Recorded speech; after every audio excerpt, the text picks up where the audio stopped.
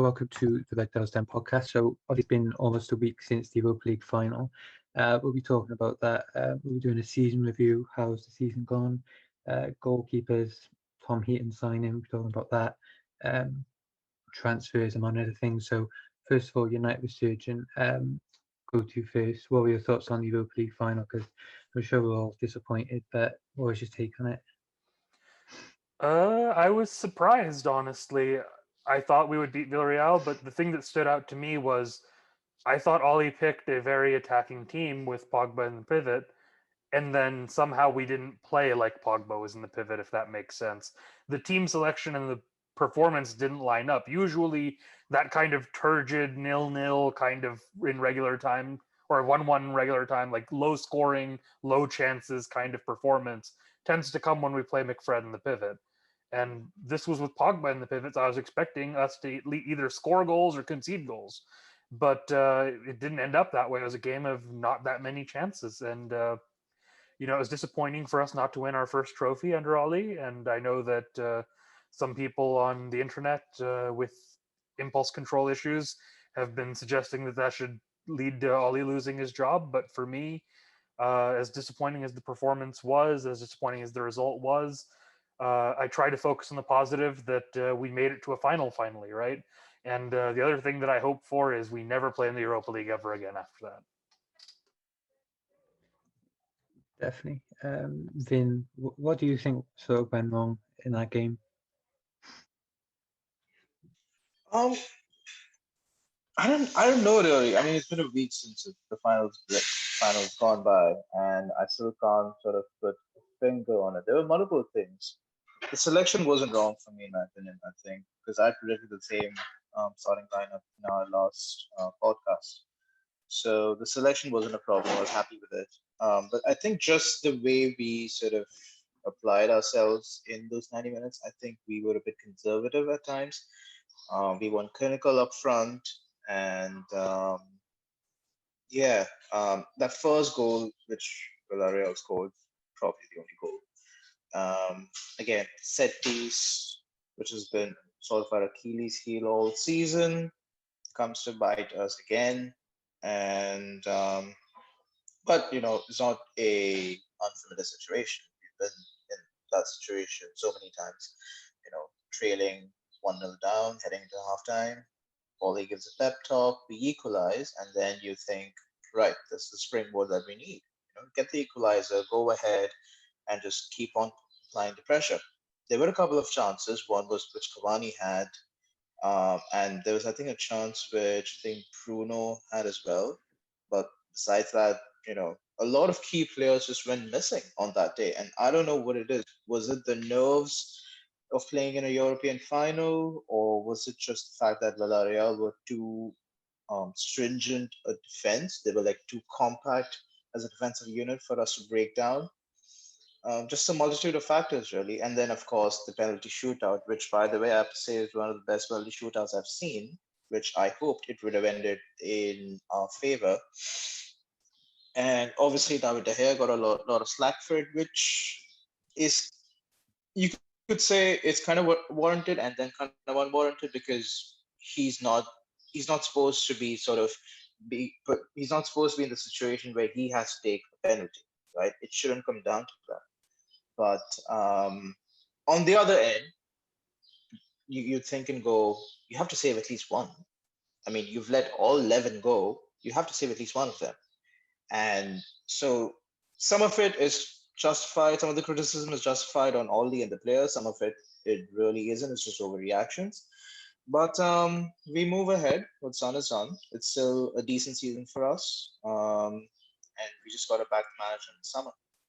Just going back to that penalty shootout, one of the things that struck out to me, I defended David De Gea afterwards, even though I'm a fan of Dean Henderson. But what I was thinking was people were criticizing him for not scoring his penalty, which is absurd to me. He's a goalkeeper. So I think you can excuse that. The things that were a bigger issue for me is, so a penalty has an XG value of 0.76, which means you expect 3 out of 4 penalties to be scored. So I'm not expecting him to come up with 4 saves. But 2 or 3 is reasonable in 10 penalties. Yeah. And even if it's not 2 or 3, 1 or 2, I mean, he's One, not saved a 'cause- penalty since 2016, I think, which is pretty ridiculous. And asks the question of why Ollie didn't sub him the way that Yeah. Louis van Gaal did with Jasper Cillessen and Tim Krul. Tim Krul in the 2014 World Cup. Yeah. But the other thing that stood out to me that made me really angry at De Gea, and I found this out the next day, and there was a journalist, Angelo Mangianti, who tweeted a picture of the guidance that De Gea was given for the shootout, and it basically said which player was going to go where based on their historical trends. And I think it was Manu Trigueros' penalty, if I'm not mistaken, where it said he's going to shoot in the center. And David De Gea decided to ignore the instructions he was given. I think he went to the left, and the penalty went straight down the middle and in. And that, to me, is inexcusable. I can understand not being good at saving penalties. I can understand not scoring your penalty.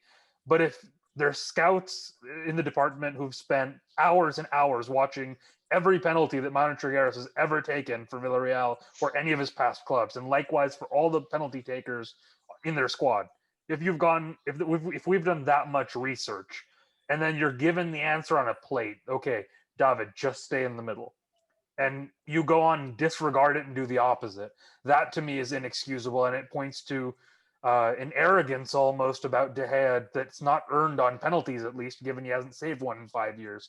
And I mean, it brought me back, and I know this is getting a little bit out of scope almost, but Emiliano Alvarez, when he left United, one of the things he said was he didn't want to coach David De Gea anymore because they'd had a falling out over De Gea's behavior about something or another. And it almost asked the question for me, is David De Gea becoming uncoachable in a way over the last couple of years, in that his mentor, the one who kind of raised him as a goalkeeper at Atletico Madrid, said, I can't coach this guy anymore. They fell out. And then the new goalkeeping coach, Richard Hardis, and the scouting department are giving him specific instructions, and he's disregarding them on the biggest stage of our season, at least this year. And it's just really disappointing and frustrating. Yeah. Dan, what did you think about the goalkeeping situation? What, in the final specifically? Yeah. I'm very much just going to echo what Resurgent said. I mean, 11 penalties is an awful lot of penalties to concede, especially in Europa. I suppose you can make the argument that, yeah, okay, De Gea let in that many penalties, but then again, so did their keeper. But at the end of the day, their goalkeeper, I don't know his name, was not once the best goalkeeper in the world. I mean, Rui is the backup goalkeeper for Villarreal, and he's awful. He's prone to howlers every time I've seen him play, and I've watched a lot of Villarreal this season. I think that was highlighted in the Arsenal game, I believe. I think I saw some highlights, and he looked very, very ropey. And our players, I mean, you can't have asked any more of them. Every single one of them put away a very, very good penalty, especially Axel, who I was actually really, really impressed with. He's got a fantastic penalty. So, all of our players have done their job. You've got a goalkeeper who's very, very experienced, by the way. I mean, what is he, 29, 30 years old? And you should be saving 1 out of 11 penalties. And if he stays in the centre of the goal, like it says on his sheet of paper, the game possibly goes in our favour. You don't know, and we could be sitting here talking about something completely different. Because because we did have a good season. I mean, I know we tailed off at the end, and it ended in a disappointing way.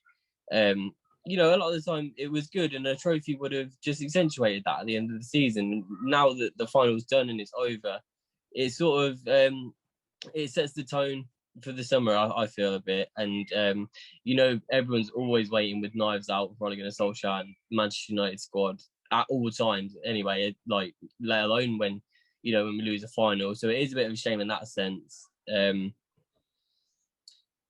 But yeah, I am disappointed in De Gea. I mean, we know penalties are a lottery, but when you get 11 chances, you were once the best goalkeeper in the world. I feel that you should probably be getting close to one, and I don't even feel like he got close to any of them, really. I felt like we was lucky on 2-3 occasions when the goalkeeper got half the palm to it as well. I can't think of the play specifically, but there were penalties we were very, very lucky to score. So if this goalkeeper who we're branding as ropey and is getting that close, and David De Gea is not getting close at all, questions sort of have to be asked about him. Yeah, 100%. So I thought there was a mix of sort of problems. I mean, I think we lacked a bit of leadership because obviously we had Pogba in the midfield, and he just wasn't really. I know he played some nice cross-field pass, but he just wasn't really quite getting it into the forwards very often. I think there was a problem with the creativity. I think lacking Maguire was probably a big miss. I don't think we lacked defensive quality necessarily, apart from the set piece, because they didn't create that much. But I think someone to really bring the ball out from the back was lacking, because there was that clip, wasn't there, about it showed Bay and Lindelof just passing to each other for about 25 seconds, and that sort of went viral. And I think we lacked, as I say, Maguire to really bring it out from the back. And we lack creativity as well. But I know Sancho, they'll sort of fix that in the summer, but I do think there was enough creativity on the pitch. I got it written down. The XG of the game was, I think, 1.11 to 0.89 to us. So really, we didn't create enough to score more than one goal. And 1-1 was always going to be the most likely result. Yeah, unless there's anything else anyone wants to have a go at the man of the match. So I feel you're like talking about. Sorry. Go ahead, Dan. I was going to say, I feel like the thinking was, playing Pogba in the pivot is that Ollie knew that how good Villarreal are at sitting back, and we expected to see a lot of the ball, so he felt like he could play Pogba in that creative pocket. But for me, Pogba didn't actually step up. I feel like he would have had the space and time to, to create those chances and put balls into the channels, but it just didn't happen. Our big players who usually we rely on for the goals, they just didn't show up. We crossed another hurdle. We finally got into a final, and it was a shame we didn't go over this one. The first time. That might just be a theme with this side when we need several cracks at something. But hopefully next time. So I was going to say, you were talking about clips, Reese, the one with Lindelof and Bailly. The clip that pissed me off, honestly, more than anything else, was the clip of Paul Pogba jogging back after losing the ball. And you can see Luke Shaw and Edinson Cavani are both in the same frame. Luke Shaw is sprinting back so fast the camera can't keep up with him. You see Edinson Cavani, and he's going back as well. And he actually overtakes Pogba, runs back and blocks the cross coming in. It was a low cross, and puts it out for a corner. Why is our 34-year-old center forward passing the player who's playing in a double pivot on that side? It shouldn't be happening. And it's something, and people say that, he was tracking their number 7. I think it's Gerard Moreno. He's sticking to someone else. Well, the issue is, if the team's dropping deep structurally, the player who's deeper should drop deeper, and then tracking that number 7 would be Cavani's job. So really, they should be in opposite positions if that's the case, to maintain the shape. But even if that, I don't even think that was the case. I think we've seen this with Pogba a lot, especially at the end of the 2018-19 season. You can see against Cardiff, against Huddersfield, there's just clips of him jogging back in defensive situations, and it costs us time and time again. And it really shows the only time in his career he's ever played successfully in a double pivot has been with N'Golo Kante next to him, who we saw in the Champions League final is a historically great defensive midfielder. So unless we can sign one of the greatest defensive midfielders of all time this summer, there's really not a way to play him in the pivot. And Rashford and him both compete for that right wing slot, presumably, if we sign Jadon Sancho. So it raises questions about his long-term future. And people will say, he's a world-class player. We paid £90 million for him. We should build the team around him and change the formation. The problem with that is that Bruno Fernandes is a pure number 10. So so people say, play them both as free eights. Well, that gives Bruno more defensive responsibility than he currently has. So the question is, would you compromise Bruno to get more out of Pogba? And for me, the answer is no, simply because Bruno Fernandes created 133 chances in Europe this season across the Premier League, the Champions League, and the Europa League. That's 20 plus clear of Hakan Çalhanoğlu, who's the second highest creator. He is the most creative player in Europe. So you definitely don't want to compromise him in any way. Paul Pogba, on the other hand, is a guy who, when you take penalties out of it, scores single-digit goals, gets single-digit assists, and does more dancing, haircuts, and his agent moans more often than we actually see results on the pitch from him or world-class performances. So it's a really big indictment of him as a player that he was able to be passed by Cavani, and it speaks to more structural issues in the side created by both him and Bruno being there. I feel like, if Pogba were to go in the summer, I don't think it would actually hurt the squad so much. I mean, because if he's being shoehorned into every which position, which is not his actual position, if you sell him in the summer and you get, a defensive midfielder to play in the actual position, that's going to benefit the squad more than a Pogba, where that's not his favourite position for one. He doesn't like defensive responsibilities, and can that be down to a bit of arrogance? I mean, you don't know. I mean, it could be instruction from Ollie, but I very much doubt at the same time, considering how disciplined Fred and McTominay are when they're in the pivot. Can't understand it personally. So even if you look at Nemanja Matic, when he plays in the pivot, he's equally disciplined as Fred and McTominay. His legs aren't there. He makes mistakes sometimes because he can't keep up with players, and that's true about him, and it's an issue. But you never see Nemanja Matic just say, "Oh, I'm not going to track this guy back." That's a Paul Pogba exclusive issue. And the fact that Cavani is tracking back from center forward tells me Ollie's not saying, okay, you know what, I'm going to tell my midfielder to stay at the halfway line, and I'm going to tell my forward to jog or to run all the way back to our own box. It just doesn't make sense, right? So basically what I'm seeing there is it's not the coaching staff, it's not the other players. What we see is no matter where you play him, ultimately there's a consistent issue with Paul Pogba. It sounds like a bit of petulance, because we all know Pogba's desire to play in a more forward position. Is he doing that to be petulant to what the coaching staff saying, I'm not going to track back because I want to stay in a forward position. I feel like this is where I'm most effective. But if you've been instructed to defend, then you have to defend.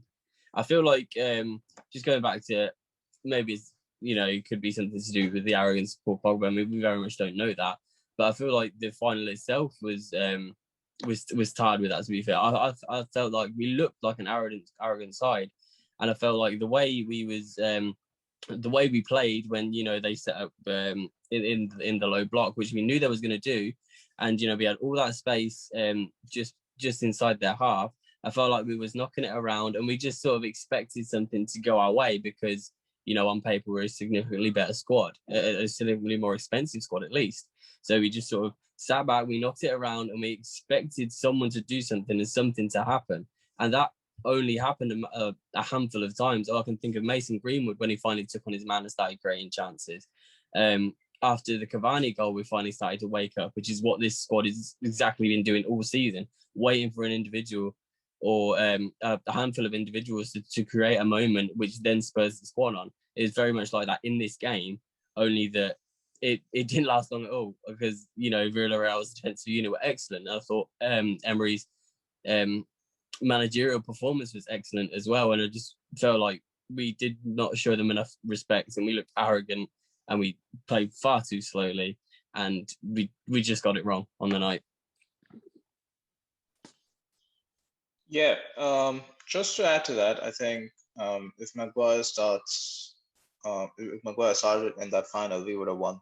Simple as that for me, because one of the difficulties that we could clearly see was that Bailly and Lindelof weren't the smoothest of ball players compared to Maguire, and we could see their hesitation a lot of times, where instead of passing it forward and driving with the ball forward, they would either Bailly would just pass it to Lindelof, or Lindelof would just pass it to Shaw, rather than just driving with the ball, going forward and playing a bit through Villarreal's midfield.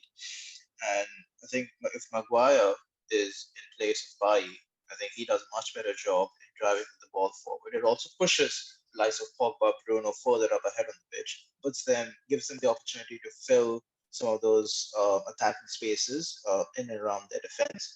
And it just makes us slightly more attacking. And the problem wasn't with the lineup. The problem was if you put Maguire in that same lineup, we all of a sudden become a different side. And that's the difference. And ultimately, that's what it was down to. And also with regards to substitutions, I think I was a bit intrigued with all these substitutions. I felt that he could have used at least one sub before the 90th minute. I felt that Donny could have had a bit of an influence. because he looked pretty good against Wolves as well, if you see in the last Premier League game. And I just felt that he seemed to be in a good bit of form and he could help. I mean, again, this is all in hindsight, but who knows? Getting Donny on could have made a difference. And because let's be honest, Rashford didn't have a good game. He wasn't having a good game. And so either to get him off for either James or Donny, who knows? He could have made some sort of difference. But again, this is all in hindsight. But I just felt that he could have been a bit better with his substitutions. See, I take your point about that, but I don't particularly agree with it. The issue is with the substitutions, who's more likely to get you a goal? Bruno Fernandes and Paul Pogba or Donny van de Beek this season? Feels like in those big moments, other than the one goal on his debut, it's going to be Bruno and Pogba. So you can't really take them off there. Who's more likely to get you a goal? Greenwood and Rashford and Cavani or Dan James, right? It doesn't. I think what Ollie was thinking was my match winners are on the pitch, and the longer I give them, one of them will come up with something. So the reasoning was sound. The bigger issue I had with all these substitutions was once we got to extra time, it felt like he was playing for penalties immediately. We didn't try to win the game in extra time. And for me, I think that's where we really could have gone for it and made a difference.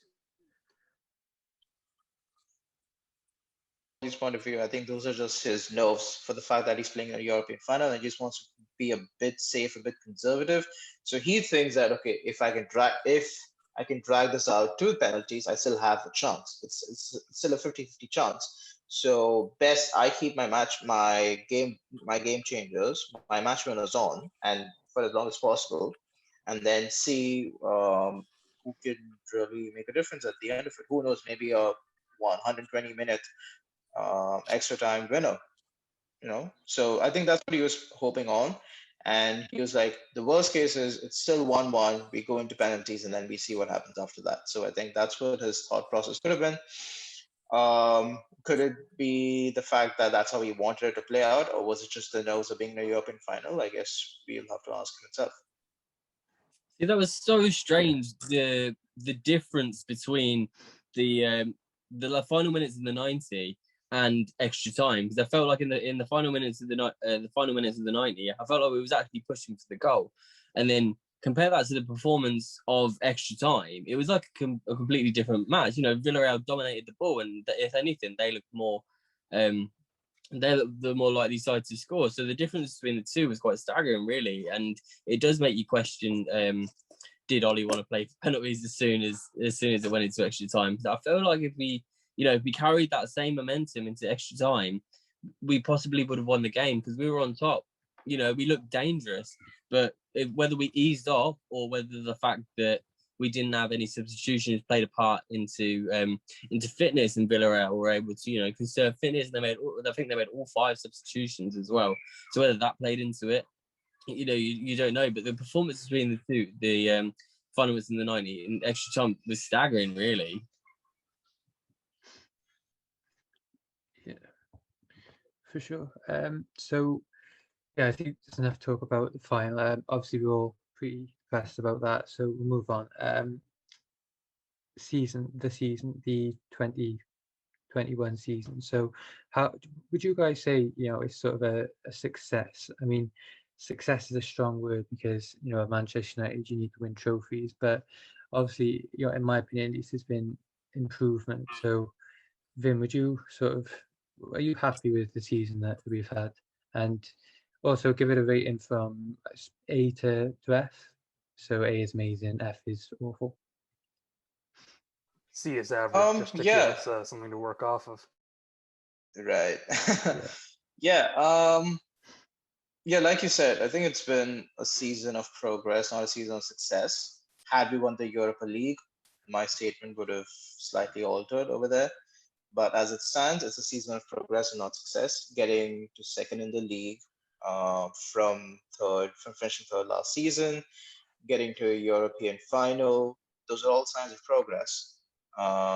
So if I have to rate this, I would give it. Are we doing B pluses, B minuses, those sort of things? Yeah, sure. Why not?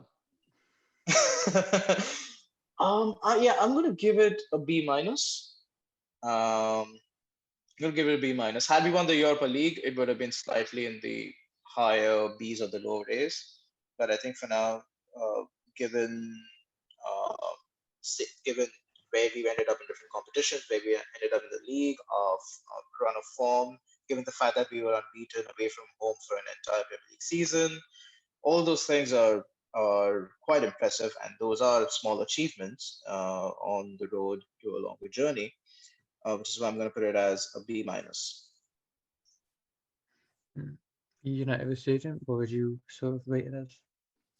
C plus. My thinking is that it was so. My expectation going into the season was we finished on 66 points last year. I know we didn't make too many significant additions in the summer, but the players we had were quite young. Harry Maguire was in the team for another year. Rashford, Greenwood, Wan-Bissaka, Luke Shaw, they all had time to develop. So my thinking was I wanted to get an additional 8 to 10 points, and we ended up with 8 more points. So in the league, I think we did what I expected. When it comes to the cups, we didn't really go out early in any of them, so that's fair enough. We didn't go out to any horrific sides, right? So that was okay. But we went, or I should say, sorry, the Champions League. We did go out in the Champions League early, and we went out in. I know that people say it's a group of death, Leipzig and PSG, but we went out because we lost in Istanbul. That's basically what it boils down to. So that's unacceptable. We broke our semifinal curse and made it to a final. So that kind of counteracts that a little bit for me, but it was a Europa League final. We went unbeaten on the road, but we had really shit home season if you look at the historical comparisons. So it's one of those where there's as many pluses as there are minuses when it comes to the details, but broadly speaking, it's progress, right? 74 points instead of 76. I think it's 73 goals scored, which is the most of the post-Sir Alex era. So there were definitely good signs there, but it's not anything to write home about. Yeah, that's fair enough. Dan, how would you rate the season? Yeah, just very, very much echo what the boys said. There's some fantastic moments this season. There was also some not so much fantastic, not so good moments as well. I think, given the sort of travesty was the window last summer, I had little to no expectations coming into this season. I won't lie to you. I thought we would struggle for top four. We'd be scrambling around for Champions League places. So for that to not happen, I feel there's a definite sign of progress. When you consider, the last game of the last season, when we played Leicester, we still had no idea what European competition would be in, and on the last day, we also thought that was a Sancho deal wrapped up, which obviously wasn't meant to be. But given the context of that, I feel like it has been a good season. A Europa League trophy would have obviously put the icing on the cherry on top of the cake. But to finish second in the league, it's definite progress. Obviously, we know it's not where we want to be. But at least we're not scrambling around top four for Champions League places. I feel like we've had some really, really good runs this season. We've had some fantastic games, with the 9-0 against Southampton. We beat Leeds 6-2. So it's definitely been, if anything, entertaining. I'm very interested to see how it will match up with next season, given that the schedule will be proper, and I feel like you'll be able to properly judge teams when they're not playing every 3 days. So I'm probably going to give it on the low end of the Bs, just like Vin, because and it's how Resurgence said, there's been some excellent positives, but there's also been some letdowns. I would have loved to have won a trophy this season. I feel like we were unlucky. When we went out on the FA Cup, I feel like I think we played in Europe a couple of days before. So I think we have been unlucky with the scheduling as well. But I think it's been okay. I'm excited for next season, especially if Ollie gets his targets. Targeting 3 first team players. When this is Ollie's squad, I think we can judge him properly because we see signs of progress. But signs of progress are also trophies in your hands as well at the end of the day, aren't they? So, and that's what football is about. Yeah, and I don't know how many people who listen to us are Ollie in or Ollie out, or they're on the fence, but whoever's listening to this, we are not celebrating the fact that, we finished second in the league, we're unbeaten away from home. We're just recognizing those achievements and We're just commenting on them. We're not saying that, oh, this is where we want to be. No, this is by no means us saying that, oh, we want to be second, we want to be unbeaten away from home, we want to cherish all these, we want to celebrate all these small achievements. Yes, I mean, that's what they are, because that's what they are. They're not our ultimate objectives. What they are is some of the minor achievements in the journey towards going back to where we want to be, which is winning the Premier League, the Champions League, the double, treble, etc., whatever. Right? So this is not us celebrating and saying, oh, we've reached where we want to be. This is just appreciating and cherishing some of these little achievements because they matter, right? These are the small steps that we need to take in order to go back to where we want to be. And I often compare, and I've said this before as well, I often compare Ollie's time at United to Klopp's time at Liverpool. You know, putting history aside, putting Klopp's previous managerial stints aside, putting all these managerial stints aside, if you isolate the two stints of Ollie at United and Klopp at Liverpool, I find them oddly and very similar, because if you look at Klopp, he came in the 15-16 season, he lost out on a Europa League final, he lost out on Champions League final, and then the next season he goes on to win the Champions League and then the Premier League. And then, believe me, I have spoken to a couple of Liverpool fans who have witnessed these entire 4 to 5 years, and they have said that when Klopp was losing out on all these finals and these semi-finals, he wasn't converting those semi-finals, or he lost out on the Europa League against Sevilla, and then he lost out on the Champions League against Real Madrid. Their fan base wasn't divided.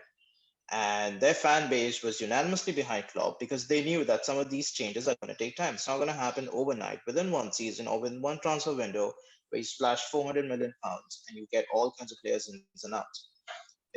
They understood the fact that it was going to take at least 2 to 3 years until Klopp was able to form his team, and then he could then start building on that and go for the Premier League and go for the Champions League. And that's exactly what's happened.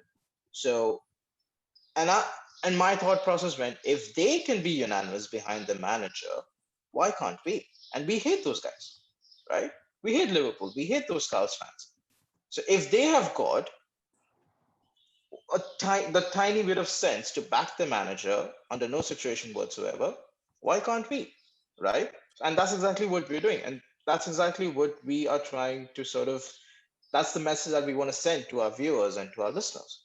That yes, this is not where we want to be, but it's important to cherish these little achievements as stepping stones to ultimately reaching our goals, which is winning the title, getting the Premier League trophy back home, getting the Champions League trophy back home, and being the biggest club in Manchester. Yeah, I have to agree. I mean, it's like that quote. I feel like Ollie said after the Everton game, sometimes you have to break the house down to build it back up. And I feel like that's exactly what he's done. You know, if Ollie were to leave tomorrow, we as a club would be in a situation that's 10 times better than the one that he came in. I feel like we're better in every single department of the inner workings of the club, not necessarily on the pitch, as we know, as Vince just explained. We're not exactly where we want to be, but it's a process, and he's changed the total inner workings of the club. You know how it was under Mourinho, when it was Mourinho himself who decided players were fit to play. You know, that's disgusting. You know, it's completely disregarding player welfare. And, you know, I feel like the scouting's changed as well. You know, we're targeting younger players, you saw with Pelistri and Amad Diallo. And there's probably 100 things on a list that Ollie's done since he's come in that's sort of, you know, changed from how it was in the post-Sir Alex era. And he's trying to get us back to where we want to be. If anyone in the world knows where Manchester United want to be and need to be, it's Ole Gunnar Solskjaer. Because he was here as a player. He played under the greatest manager of all time. You know, the bloke bleeds Manchester United. He knows exactly what... I trust him completely to, if not win trophies, it's to sort the club out, you know, the inner workings of it. He may not take us to glory, and he may not win Champions League, and he may not win Premier League, but what he will absolutely do is he will sort this club out top to bottom and get it run exactly how it needs to be. Yeah. Okay, so yeah, we've gone through the season review, and now we'll go on to the second part. We're talking about the goalkeeper situation, among other stuff. See you soon. Okay, so in terms of goalkeepers, obviously, as Fabrizio Romano pretty much said, Tom Heaton is signing. So, Vin, what are your thoughts on that sort of transfer? It's a smart signing for me. And obviously, people have overreacted and said, oh, why is our first signing a third choice goalkeeper? Blah, blah, blah. But it's a smart signing considering the fact that two of our senior goalkeepers are leaving the club in Sergio Romero and Lee Grant. And that just leaves David De Gea, Dean Henderson, and there's more. It's likely that Joel Pereira is Joel also Pereira is expected leaving. to leave. Yeah, so that's three goalkeepers out, which means that you've got David De Gea, Dean Henderson, and then there is Nathan Bishop straight away. So you needed getting someone in like Heaton as the third choice goalkeeper on a free essentially is a smart signing because you've filled one position for free and without spending any money. So smart signing, shrewd signing, fulfills one department without having to spend one penny of transfer fees, and gives us an option to keep for the next 2 to 3 years, I'd say. And in case either Henderson or David De Gea decide to leave, you have a decent option for a makeshift second choice in Heaton. So not not bothered by it at all, not overreacting. Definitely we need to address our main signings, our main positions to fill. But this is a decent little addition, I'd say. Yeah, I don't think there's anything wrong with it at all. I think he'll be a good backup. Not too much more, but it makes sense to sign him. Yeah, would you agree with that, Dan? What's your thought on the? Yeah, no, I very much agree. I think it was a very smart signing. He's a senior goalkeeper. He's very experienced. And given the fact that 3 goalkeepers are leaving this summer, I think it was a necessary squad hole to fill. As well as that, if it comes down to David De Gea leaving as well, that's obviously another senior goalkeeper that's leaving. So if it was, Dean Henderson, Tom Heaton as number 1 and 2, I don't think I'd have an issue with that because Dean's still young and having Tom Heaton around the place would be good for him, given his experience and also everything that I've heard and read about Tom Heaton as a person has been excellent. Apparently he's brilliant to have around the training ground. He's fantastic with the younger players. If we can, and obviously he's been at United before and he's got medals. We know he didn't play, but he's sort of been in and around the title winning squad as well. So he's got a bit of that experience too. So he can bring all of those things, and we don't have to spend a penny on him. So I don't see any issues. I mean, obviously we know it's not the most exciting transfer in the world, and the reason that it's the first one broken because it was the easiest one to do. We could have spoke to him months ago, knowing that he was out of contract, and it was it was done. So I think it's natural that a free transfer of a 30-year-old third choice keeper is easier to complete than the £80 million sign of Jadon Sancho. So it may not be the most exciting transfer news, but the fact that we've done a deal before the transfer window is open and is positive, and it could maybe point towards what we're going to deal like in this summer, which would be nice to get deals wrapped up nice and early. It's a very sensible signing. It's free. He's got bags of experience. Apparently, he's a fantastic person. He's been at the club before. So, yeah, it's sensible. I agree with it. Surgeon, would you agree with that? Yeah, it's a B+ signing. For me, one of the big things about Tom Heaton is that, for me, he's a 3 who can play as a 2, if that makes sense. That he is the third choice goalkeeper. That's what he's being brought in as. Romero, Grant, and Joel Pereira are leaving. I don't think Nathan Bishop can compete for any playing time, honestly. I believe the highest level he's played at is League One, so it's just not a risk you would take. You'd have to go on loan for a year or two, and then maybe with some experience you could think about it. But so I consider him more of a youth player or a loan player. So anyways, you get Tom Heaton in, and he's a third choice who can be a second choice if David De Gea leaves, as I expect that he will this summer if we can find someone to take him at least. Tom Heaton comes in, he's 35, he's a free transfer, United Academy graduate, 376 career matches played and 116 Premier League starts. So he's very experienced and he can come in and be that substitute keeper for us. I wouldn't spend any money on the backup goalkeeper position in addition to this, even if one of Henderson or De Gea leaves. And probably De Gea, I would hope, would be the one that makes way. But my thinking is that, if you think back to the early years of David De Gea, we wanted to get him experience. He was a young keeper. So except for the first season where he lost his spot to Anders Lindegaard briefly, in the subsequent years, David De Gea played Champions League and Premier League matches. And the backup goalkeeper was largely just playing domestic cups, if that. And so for me, with Dean Henderson next season as our number one, I would give Dean Henderson the Champions League minutes and the Premier League minutes. And so you don't really need a backup goalkeeper to play that often. And so for me, you can use Tom Heaton in that role, and then as an emergency option, have the academy keeper or whoever's doing it for the under 23s next season after the loans are sorted, whether that's Kovar or Nathan Bishop or whoever. So I think it's a very intelligent decision from the club to bring him in, and I'm just hopeful that it's the start of business and not the end of it. Yeah, I mean, with regards to Henderson, you can't hone your skills and you can't get experience by sitting on the bench. You're gonna have to come out. You're gonna have to play between the six. You're gonna have to get game time, and for that you need to start more games. And like the surgeon said, I am also in the camp of Dean Henderson starting as number one next season, and David De Gea, if he is willing to play as number two, great for us. But if not, if he wants to leave, then that's Is it great a good for option us, as well. Vin? Do you really want a goalkeeper on your bench making $375,000 a week?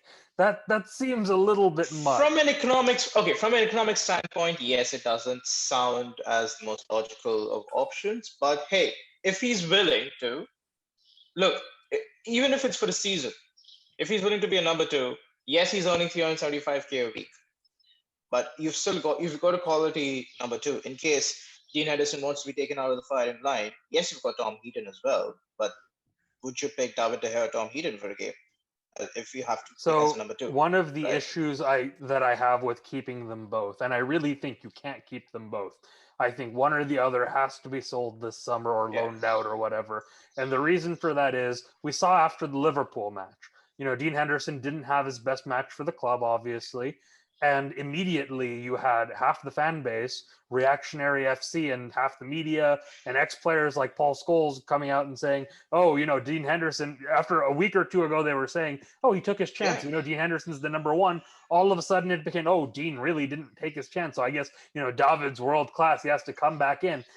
As a goalkeeper, you don't want someone sitting behind you who puts that kind of pressure on. And I know that most of our audience is in the UK, so I'll have to explain this. But there's a saying in the NFL: if you have two quarterbacks, you don't have a quarterback. And I think that applies with goalkeepers. If you have two goalkeepers, you don't have a goalkeeper. In the sense that if you have a competition going on, and you don't know who your starter is in the position, then you've created pressure on both of them that they both don't need. In the sense that when David De Gea is playing, he makes a mistake. Everyone calls out for Dean Henderson after the Europa League final, for example. And after the Liverpool match, everyone's calling out for David De Gea when Dean Henderson makes a mistake. So for me, you really have to get rid of one or the other and have a clear number two who is just, they're never going to displace the starter, like Sergio Romero was for us for so many years. And it would have been great if we were able to keep him, as we've talked about on this podcast before. But unfortunately, personal relationships frayed to the point where he's being let go. So I think one of them has to go, and I hope it's David De Gea. I think we would be better off with Tom Heaton on the bench than with David De Gea on the bench next season, just because of the impact it would have on Dean Henderson to keep them both. Right. I mean that's ideally how you want the situation to pan out. But I was just trying to sort of understand from the other perspective, and that's the perspective which I think a lot of fans have been sort of popping up, which is trying to understand the perspective that is it too early for Dean Henderson to be number one, and would you rather have someone like a David De Gea as number two? So I was just trying to. I flipped that question though. When you say is it too early for Dean Henderson, I think the more appropriate question is there any hope of David De Gea becoming a world-class goalkeeper that justifies his wages ever again? And I think given the last 2.5, 3 seasons, the answer is no. Since basically all he came in, he was okay for a little bit, but at the end of that season and then kind of subsequently, it's been pretty bad. So I think the idea of David De Gea's time as United's number one is over. Then you ask the question about Dean Henderson. Is he ready? Will he be ready? I think you give him a year or two and see if he's ready. Yeah. And if he's not, then next summer or the year after, you can buy a goalkeeper. But I think we know David De Gea is done. He's finished. He's no longer a top-level goalkeeper. That doesn't mean he won't occasionally have good games. It doesn't mean he won't accomplish things in the game. Yeah. It's like Jose Mourinho, or I think Carlo Ancelotti, given his appointment today as Real Madrid manager, but almost as a player, where his time has come and gone. He'll still be involved. He'll still be at big clubs. He'll still do things. And, there'll be occasionally you'll say, oh, that's a Jose Mourinho masterclass, or, oh, David De Gea put on a clinic in goalkeeping today. But he's never going to consistently be what he was 5 years ago. And so I think the time has come to kind of pull the plug on the De Gea experiment, or not really experiment, the era, and then try Dean Henderson. If it doesn't work, then we can buy somebody else. But I think ultimately the point is that David De Gea's time is over. I think as well, given I'm firmly in the Dean Henderson camp as well now. I think this season, really cemented that for me. I feel like, given the targets that we have this summer, if we do get a defensive midfielder, if we do get another centre half to partner Maguire, I think that only helps Henderson even more as well, and he'll only benefit more from it. Because we were lauding him for coming up for crosses as well, which is something that David De Gea never does, or like commanding his box. And we love that from a keeper. It actually, you can see on the TV how much more relaxed the defense largely looks with Dean Henderson goal, because they know they've got that protection behind them. They know that he's going to come out and do a sort of pseudo sweeper keeper role at times. He's going to come out of his box and clear those balls, and he's going to pluck them out of the air. Whereas David De Gea is constantly stuck to his line. And he's a fantastic shot stopper, and he's done some brilliant things for us. But that World Cup ruined David De Gea, and he's never ever been the same. And we love him. He's a club legend, and I would love him to have the most respectful goodbye possible. But he has to be number two now. I think Dean's made it abundantly clear that he is not going to stick around if he's going to be number two. He's been at this club for years. I mean, there's fantastic quotes from him saying he'd give his right arm to play for this club. So we know the passion's there. And Ollie, he said he's not a patient guy. He wants that number one jersey, and he's a fantastic goalkeeper. And he should be playing number one for a Premier League club. And I would love it to be for Manchester United. So, firmly in the Henderson camp, and whatever happens this summer, I mean, I just hope it doesn't turn ugly, given with everything that De Gea has done for us. And obviously I'll always be thankful for that. But football's a ruthless game, and sometimes you have to make those type of decisions. And although it's going to be very, very tricky, I feel like we should be trying very, very hard to move David De Gea on to, to an appropriate destination.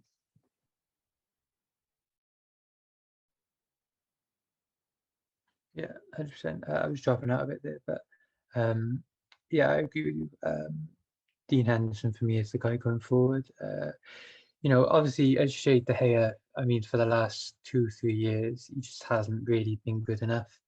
And there was the chance this season where you think, Dean Henderson, he's gonna give him motivation, and maybe the first half of the season you sort of thought, yeah, maybe he's going to be the one. You never know.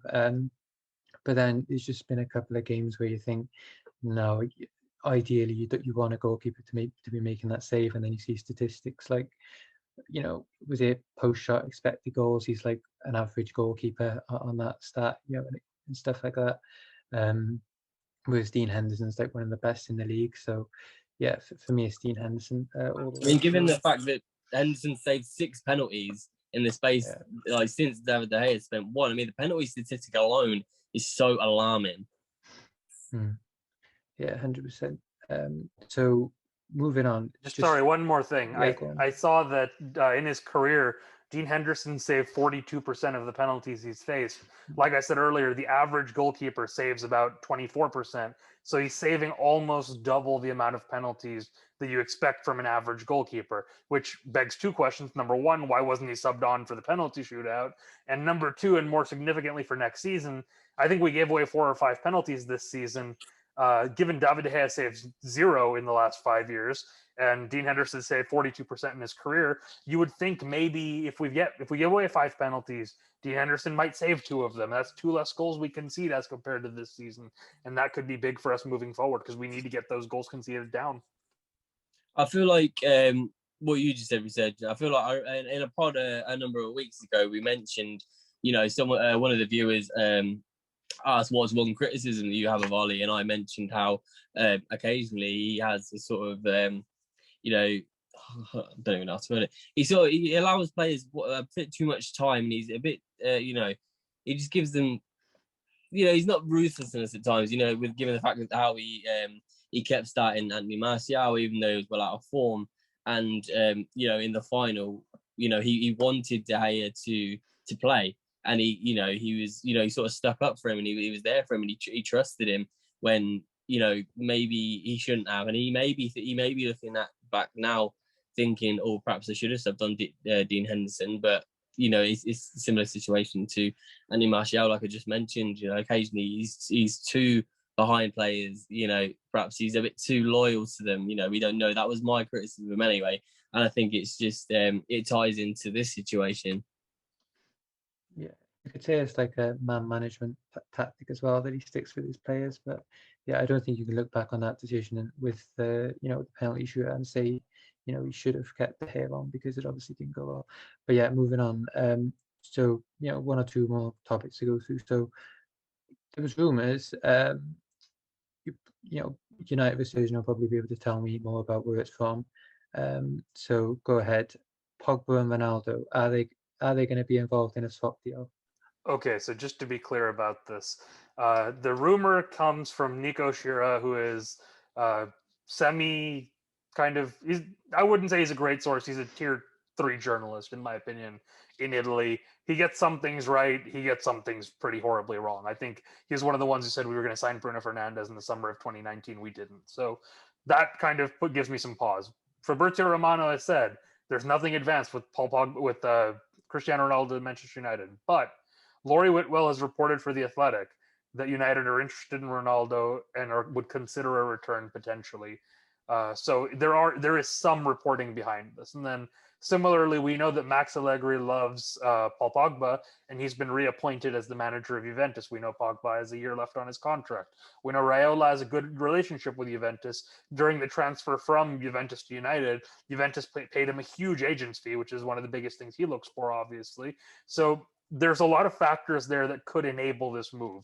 The other thing is Max Allegri has evidently told the Juventus chairman, Andrea Agnelli, that he wants to renew Paulo Dybala's contract. And Paulo Dybala wants massive wages, 300, 400K a week, something like that. And they can't afford it if they keep Cristiano Ronaldo, has been the rumor for the last 6 months or so. So all of those things lead to the question of, well, could Ronaldo be sold and could Pogba be sold? So I guess the natural question is, would they just swap places, right? So for me, I would be more than happy to make that deal. People say, Pogba is worth more money. He's younger. He's this, he's that. The fact is, though, to United, Pogba has 1 year left on his contract, then he'll walk away on a free. If you're going to tell me he's not going to do that, look at Gianluigi Donnarumma. Just walked out on the club that he grew up playing for, came through their academy. He's another Mino Raiola client. And he was willy won't he with renewing his contract. And then at the end of the contract, once the season was over, he said, I'm leaving. And he's going to get a big sign-on bonus somewhere else. So the way it looks right now is, and we've seen from odds on FPL that Pogba's reportedly asking for 400K a week, plus 20% of his image rights, plus a 30 million agent's fee, which is absurd. So you either you have 3 options, right? You can either get rid of him somehow, and the most feasible way, given continental clubs don't really have money this summer, is a swap deal. Alternately, you could sell it. You could try to sell him, but no one really has any money. Or you could keep him and gamble that he doesn't leave on a free. Or you could say, we're just going to let him leave on a free. He's worth more to keep for the season. But for me, the most logical option is get Ronaldo, because Ronaldo gives you more than Pogba next season, I think. He gives you more commercially. Wages-wise, he probably will cost more, obviously, than Paul Pogba, but not more than Pogba is asking to renew his contract. So why not get him in? I'm not saying instead of Jadon Sancho, but if you can get him in addition to Jadon Sancho, then if you can have a front 4 of Sancho, Bruno Fernandes, Marcus Rashford, and Cristiano Ronaldo, with Greenwood and Cavani coming off the bench. Now that's a tasty prospect, and that's a team that could win the league potentially. So for me, it's a swap deal that if it's offered, you take it all day long.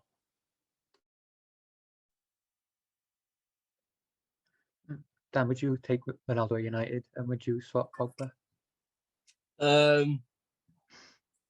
No.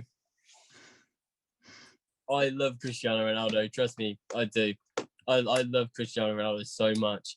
But the Cristiano Ronaldo that left my club was the best player in the world. He simply isn't that anymore. While I would love him to come back, I would love him to come back and set the Premier League alight again. You know, I'm just not 100% sure that he would do that anymore. And I wouldn't, I'm looking at it purely as a fan, like purely from a romantic point of view at the moment. I would hate for him to come back to the Premier League and not do as well as we want him to. And I feel like that just might sully his legacy at the club a bit. Is my view. I would love him to come back, and if say he came back for a season, maybe 2 seasons, and he was what pushed us towards the title, I think that'd be brilliant. I think that'd be a fantastic story. Although I don't necessarily like as I just mentioned, I love Cristiano Ronaldo. I've got nothing against him. I still think he's up there with Messi is obviously the best players of all time, especially in my lifetime anyway.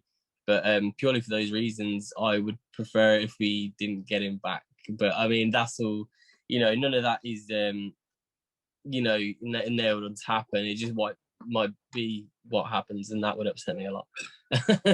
But so, just to put a little bit of data to this, I know you said he's not the player that left, and obviously you're right. He's slowed down. He scores less goals than he used to at his peak at Real Madrid, and he's a striker now, or striker left winger kind of hybrid, like Martial almost, more than he is a orthodox winger.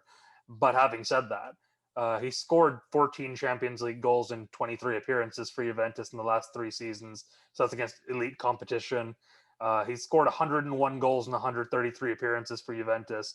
And this past season, he scored 36 goals in 44 appearances in all competitions. So let's not pretend like this isn't a player who is still performing at a level that probably, other than maybe Bruno Fernandes in our squad, nobody is reaching. He's, despite the fact that he's 36 years old, I think, he is a better player than Marcus Rashford. He's a better player than Paul Pogba. He's a better player than Anthony Martial.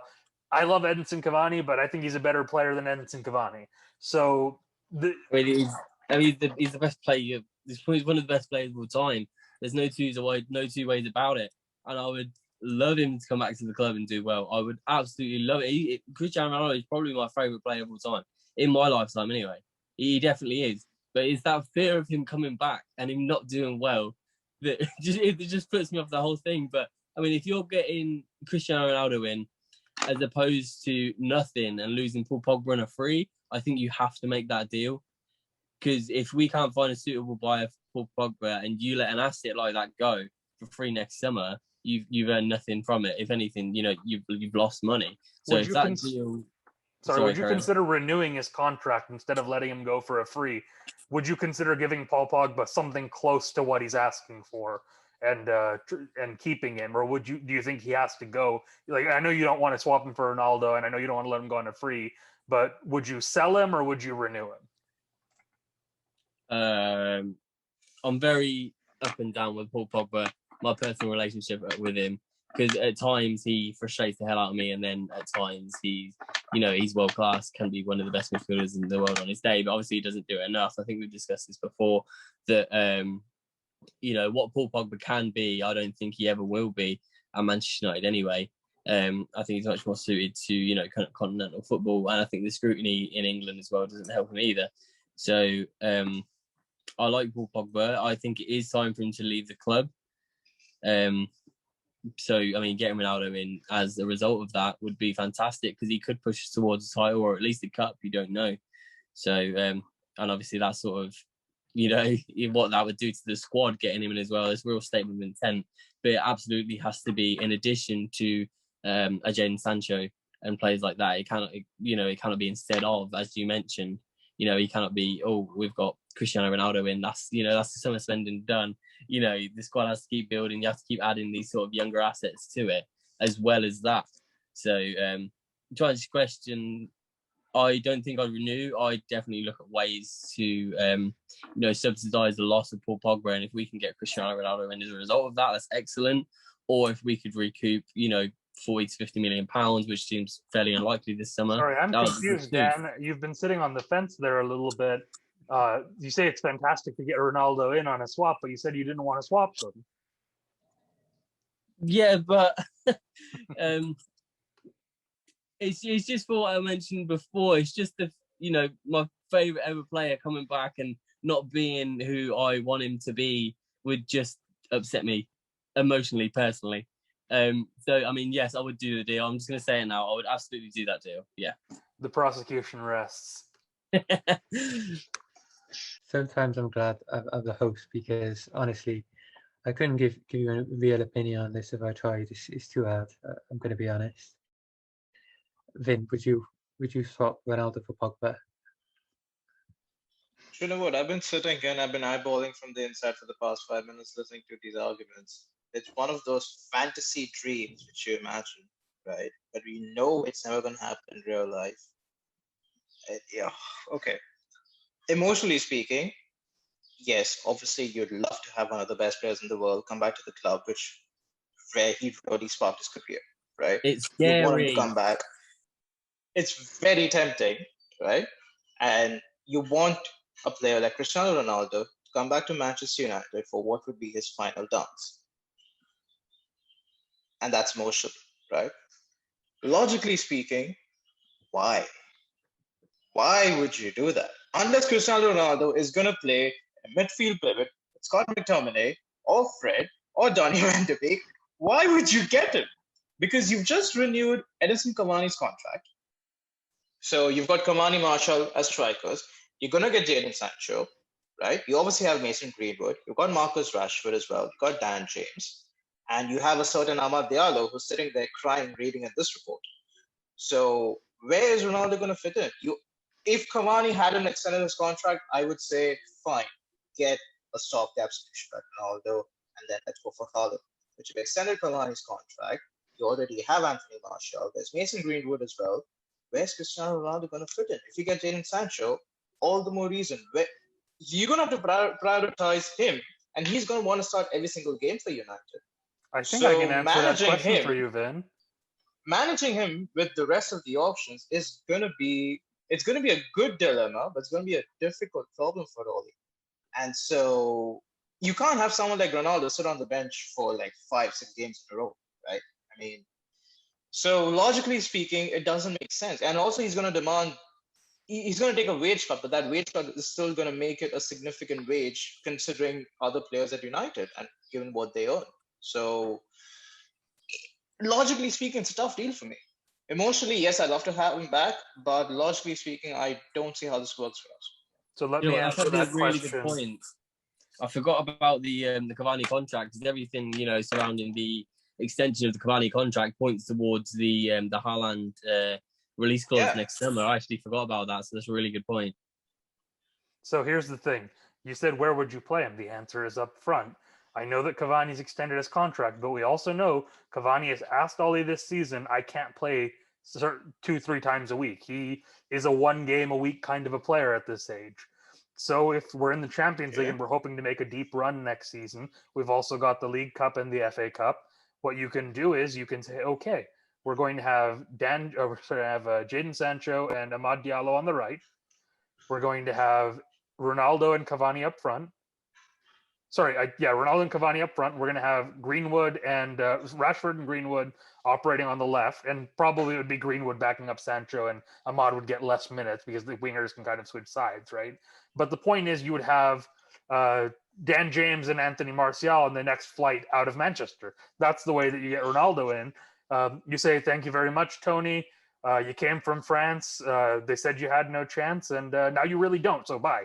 And then as far as Dan James's situation goes, you look for the nearest taxi for Leeds, and you take that 20 million, and you add that to the Declan Rice pot. So I think there's a very easy solution. And ultimately, well, you asked what the logic behind it is. He scored 36 goals in 44 matches. United's problem this season was drawing too many matches. So if you can bring in somebody as close to a guarantee of a goal as humanly possible in the form of Ronaldo, I think you do it. Well, ideally, I want to give Martial another year because he was out. He had a terrible year, no doubt about that. He had a terrible season, but then he was out for like the last part of it because of injury. And so I want to give him another shot next season as a number 9 and then see how it works, or put him on the left wing if be it. See how it goes. If it doesn't work, then you sell him on. That's what ideally I want to do. And I think I'd imagine that's what Ollie wants to do as well. Give Anthony Martial another year because there's been no rumors of him going anywhere.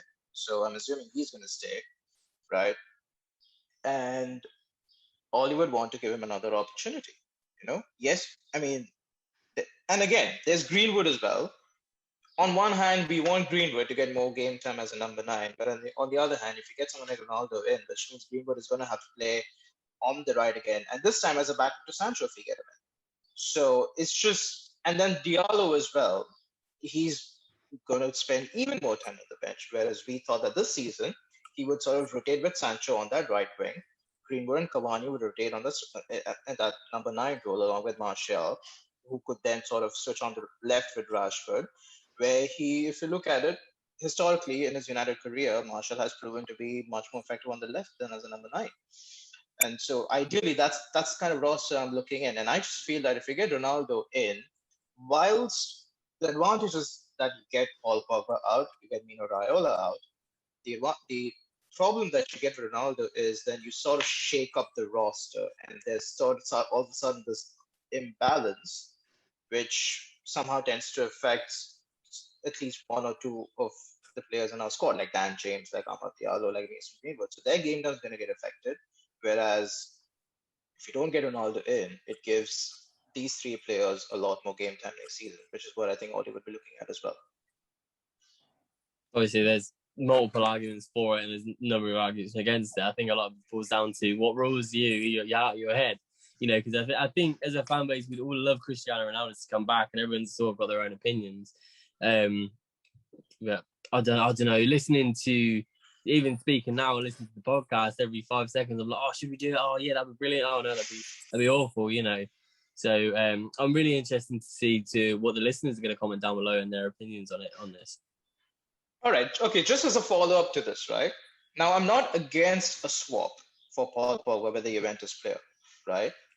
But if there was another player besides Ronaldo whom you would do a swap for with Pogba, who would it be from Juventus? Barring Ronaldo, if you had to pick anyone else to swap with.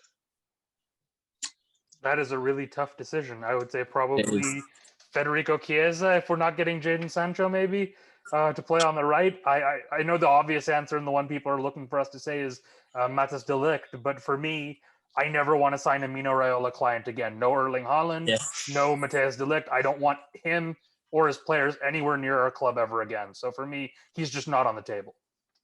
Which is ironic considering we'd be going for Erling Haaland next summer. No, he's going to be going to Real Madrid. You heard it here first. Oh, I forgot. You're the Dominic Calvert-Lewin camp. I forgot. You're a Calvert-Lewin guy, right? I forgot that. Well, I'm not saying that Dominic Calvert-Lewin's a better player than Erling Haaland, obviously. And I think there's plenty of other players we could go for. I love Dusan Vlahovic as well at Fiorentina.